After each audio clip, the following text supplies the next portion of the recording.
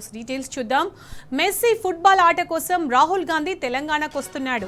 అసలు 2 ఏళ్ల నుంచి గుర్తురాని తెలంగాణ రాహుల్ కు ఇప్పుడెలా గుర్తొచ్చింది? ఇన్నాళ్ళు ముఖం చాటేసి ఆఫ్టర్ ఆల్ ఫుట్బాల్ మ్యాచ్ కోసం వస్తావా మిస్టర్ రాహుల్? నీ కొంచెమైనా ఇచ్చిన మాట నిలబెట్టుకునే లక్షణం నీలో మచ్చుకరించావని ఇప్పుడు తెలంగాణకు వస్తున్నావు. తెలంగాణ ప్రజలకు ఇచ్చిన హామీలన్నీ గాలి కొదిలేసి ఇన్నాళ్ళు ఎక్కడ ఊరేగావు? అసలు ఇన్ని రోజులుగా తెలంగాణకు ముఖం చూపించావా? నిన్ను గెలిపించిన ప్రజలను కలిసి సమస్యలు తెలుసుకున్నావా?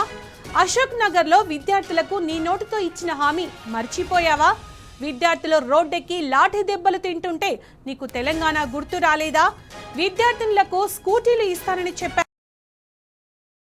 జాబ్ క్యాలెండర్ కోసం విద్యార్థులు పోరాడుతుంటే ఒక్క రోజైనా వచ్చి ధైర్యం చెప్పాలని నీకు అనిపించలేదా? నీకు నీ కుటుంబ సభ్యులకు పదవులు రాగానే విద్యార్థుల ఉద్యోగాల సంగతి మర్చిపోయారా? గురుకులాలో విషాహారం తిని పిల్లలు ప్రాణాలు విడుస్తుంటే నీ గుండెకు కనీసం పాపం అనిపించట్లేదా?